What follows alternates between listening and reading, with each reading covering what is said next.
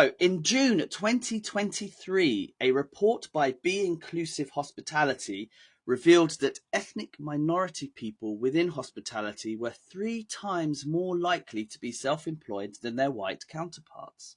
Those people taking part in the survey and who had a longer length of service appeared to have a greater sense of disappointment regarding business support than those who were new to the industry. Over 79% of Black respondents found the idea of a mentor to be the most helpful form of career support and progression. One person who is not afraid to offer her support is speaker, entrepreneur, business owner of Carol Burton Caterers, co-founder and director of the Caribbean Food Collective, and UK Caribbean Food Awards Dawn Burton. Welcome to another episode of Talking Hospitality, the new home for Timothy Put the Kettle On. Hosting for today's episode are me, Timothy R. Andrews, and Tracy Rashid.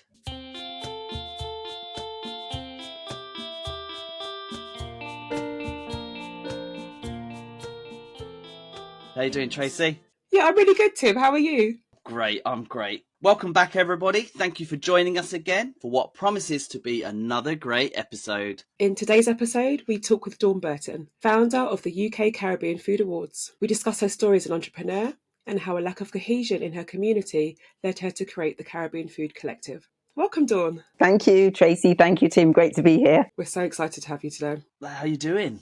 Yeah, really good. Thank you. Looking forward to the awards and everything that, the holiday season brings. We know that the UK is Caribbean food mad.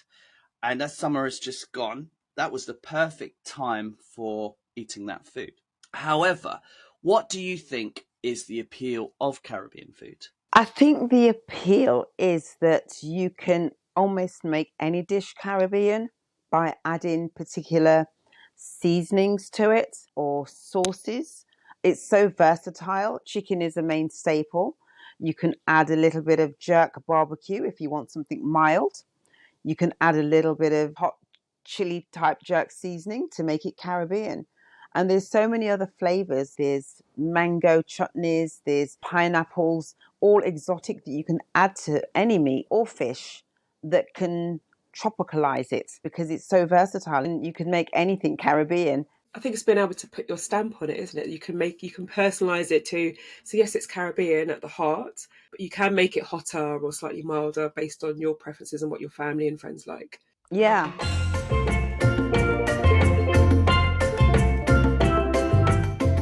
We know that you own a Caribbean catering company called Carol Burton.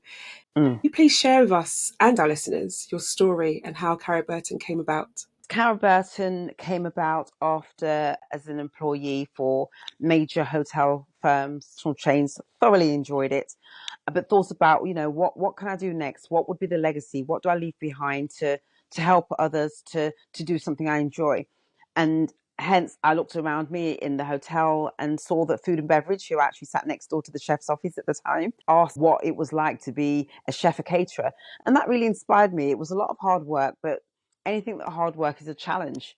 And I listened to the advice I was given, spent some time in the conference and banqueting departments, food and beverage, and decided that that's where I wanted to go. So I left the hotel world, then set up my own catering business. It was very, very hard in the beginning because there's so many different aspects to catering. There's street food, there's private caterer, there's contract catering, there's meal delivery. And, I didn't know. So I tried all of them and I enjoyed all of them and still do. It's such a joy to be able to see when you've created a meal that people enjoy it.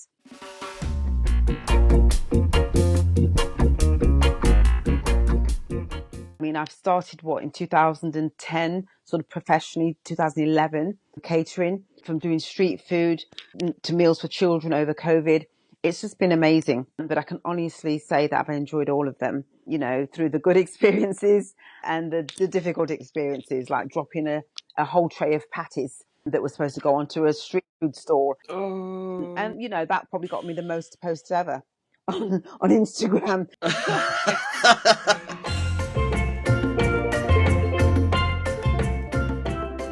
Learning and the whole essence of being a caterer, I really want to pass that on, that knowledge, to people that want to get into catering. So I've embarked on a speaking career and also mentoring. I still want my hands in there because there's so many children, as you can, probably hear over the school holidays, that go without meals. So something I do every summer, every Easter and every Christmas, working with local authorities, making sure that we can provide meals for those holiday clubs at a good price, nutritious meals, so that during the day they can be fed and their parents know that they're getting a meal. So that's really important to make sure that vulnerable children at this time do get a meal. I'm glad you brought that up, because actually this podcast, the reason why it founded was because people were feeding impoverished families and making sure kids got their food on the table. And it seems to be forgotten about. And so I'm glad you brought it up, because it still is a problem. In fact, it's probably even worse than it was during COVID in some ways. It is. Yeah. It's really important that we still don't forget that. And I'm glad you brought this message to this episode, because it is still happening. Absolutely, absolutely. And something I do, I don't really talk about it, but at Christmas and New Year, me and the kids cook a roast dinner, put it into meal boxes, late afternoon, because you tend to find that in the evening, a lot of the hidden homeless do have shelters, but during the day they're out. So we go out early afternoon, handing out roast potatoes, Christmas dinner, just so that they can have a hot meal. Yeah. Yeah, it's really important to me to make sure that time of year when we should be being hospitable, that we remember those on our doorstep.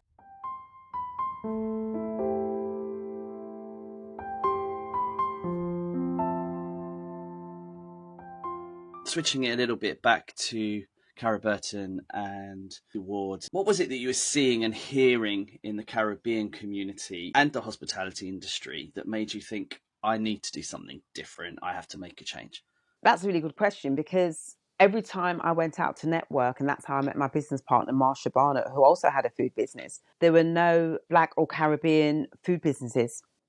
And as I went out more over the years, I found out, well, I'm the only one. And, networking, I was thinking, where are all the other food businesses? There's so many takeaways, there's so many people cooking from home. I hear about all the companies on meal delivery, but where are these people? Do they ever need support? And when I bumped into Marsha, we spoke about how we started off in business, and we said there was no support. There was nobody we could go to. We was networking. There was nobody like us networking. We realized that actually there's a lot of people out there doing things on their own, sometimes all good, sometimes not so good, that just don't know where to go to for support. So that's how the Caribbean Food Collective started. We then were approached by the British Takeaway Campaign, which was then headed by Just Eat, to represent the Caribbean takeaway food sector, because they didn't have anybody representing the sector in their group. So they had Oriental businesses, they had Asian takeaways, Indian curry houses, they had fish and chip awards, the kebab awards founder was there, but nobody for Caribbean food.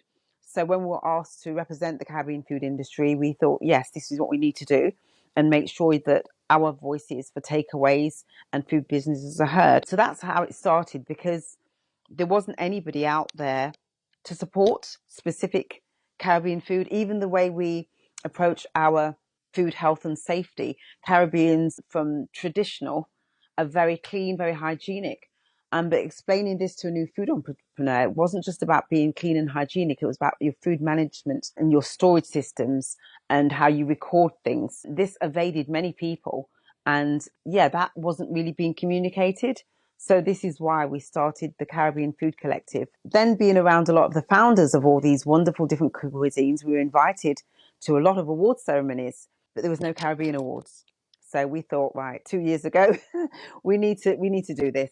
It came across Tim and Tracy because we didn't see anybody else doing what we did in terms of support or celebrating. Can I ask, why do you think that was? I think, you know what it is? Sometimes when you do business, you have to have a motive, and most people do it for financial or for flexibility of time or to leave a legacy. But all these things take money.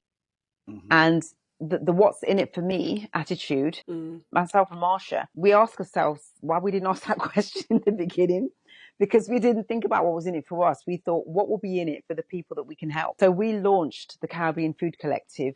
Tracy was there. I was. It was a great event. Tracy supplied the cakes. I did, yeah. Yeah, it was amazing, amazing. I'll never forget those cakes to this day. Coconut and lime, delicious. Yes. And we had a fantastic turnout. And that showed us that we need to do what we needed to do. And we had no budget for that. But we had a lot of help from people that wanted to see us do well and support us. And same with the awards. It's come at a time where people have said, well, this needs to happen. We want to help you to do it. So we didn't think about budget or what's in it for us. We just wanted to do it, and we found ourselves where we are now.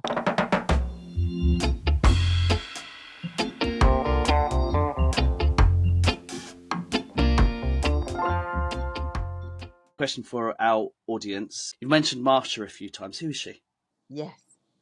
Marsha is a fantastic food entrepreneur with her food business herself. She is launching a great range of jerk sauces, amongst other things. And she is my business partner with the Caribbean Food Collective and also with the UK Caribbean Food Awards. So yes, a fellow foodie, Caribbean heritage like myself, passionate about making a difference and helping other entrepreneurs in the food business. Which leads me on very nicely to my next question. We've mentioned, and as have you, that you have your first annual Caribbean Food Collective Award in October. Yeah. Can you share what the awards are all about? The awards is about celebrating and showcasing the very best of Caribbean food businesses, entrepreneurs, and chefs. We have 15 categories. All categories will have finalists, and they will receive a trophy, certificate, and prize money. At the Marriott Grosvenor Square Hotel. We will have welcome drinks, we'll have entertainment, we've got some celebrities attending, dignitaries, VIPs, 10 food journalists from some of the top food magazines there as well. So yeah, it's supposed to be a spectacular, lavish night, 3-course Caribbean food menu. Lovely. It should be amazing.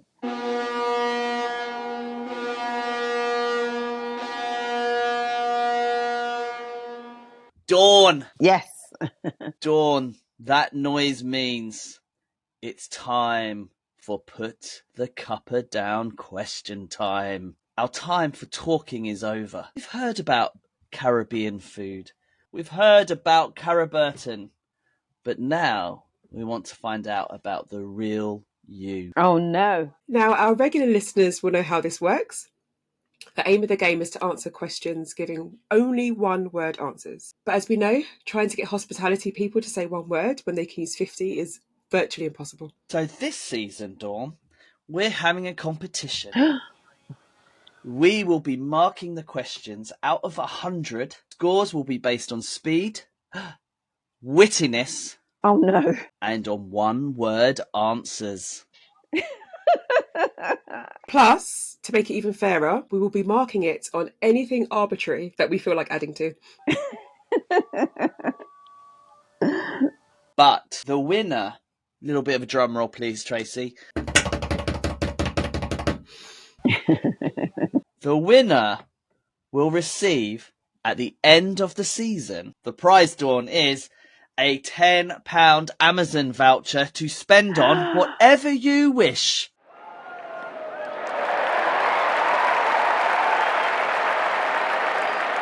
Oh my gosh. That would be so handy. Everything is so expensive, so yeah, any funds are appreciated.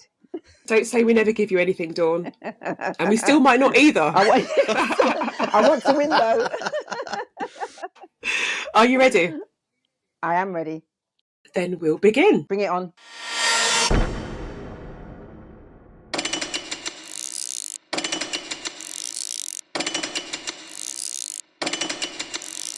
What has been your favourite age so far? 32. What is your go-to lazy dinner? Fish and chips. What is your favourite thing to do in the autumn?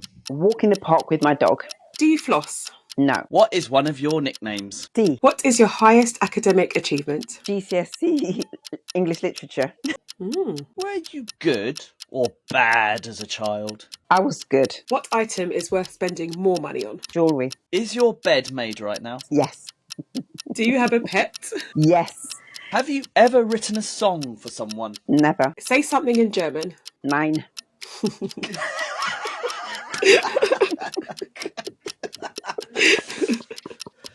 I'll take that as a no.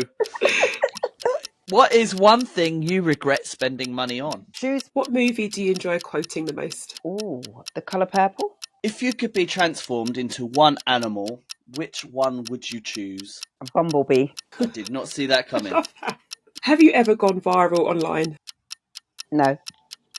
Well, you did when you dropped all those patties, right? That's exactly what I was thinking. That's exactly what I was thinking. Oh dear. What dish do you cook best? Spaghetti bolognese. What story do you tell the most? About my son Why did the chicken cross the road? to get the egg. Consider this. Horses have long faces. Lambs can be a bit sheepish. What do you get from a pampered cow? Milk.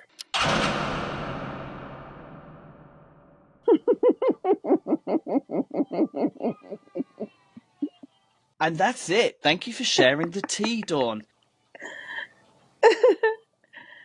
The answer, of course, to what you get from a pampered cow is spoiled milk. Oh, I do that round. Yeah, so how many points, Tim? That out, so minus. She didn't go viral. Yeah, okay. She only got half the milk, so we deduct 70. Yeah. 79.5. How am I on the leaderboard? As we said, will it be enough to win? You'll have to follow us, Dawn, until the end of the season to find out. Absolutely will do. It's been an amazing show. I love it. And yeah, definitely we'll be checking in on the other shows to see how the other contributors will be doing. Thank you so much for being such a great guest, Dawn. We've really enjoyed having you on the show. Sadly, that's all of this episode of Talking Hospitality. Thank you for joining us for this one-off special. Sarah, Tracy and I hope you will join us for season 4 that's coming soon. So please do go to our website, www.talkinghospitality.com, where you will be able to hear all our previous episodes and even this one. The aim of the podcast is to support the hospitality industry. So when you visit our website, we have a wealth of resources available to you, from blogs, newsletters and training courses. So if you are interested in what we've been talking about either today or in previous episodes, please do check out the website www.talkinghospitality.com and check out what we've got there for you. Finally, our podcast can be found on all good podcast platforms. So if you haven't already, please do follow or subscribe so you don't miss the start to season 4.